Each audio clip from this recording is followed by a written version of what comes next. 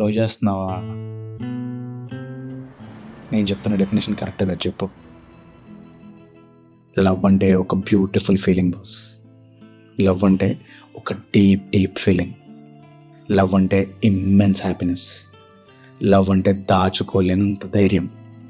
Love what you want man అని ఎప్పుడు అడగను ఒక కంపెనీ. ఈ ప్రేమకు తాజ్మహల్ కట్టారు, పెద్ద పెద్ద ప్యారిస్లు పుట్టించారు. కరెక్టే, నిజమైన ప్రేమ అంటే ఒక తోడు. నిజమే, అది కొండంత ధైర్యమే. నిజమే, అది నీకు అస్సలు అర్థం కాని ఆనందమే.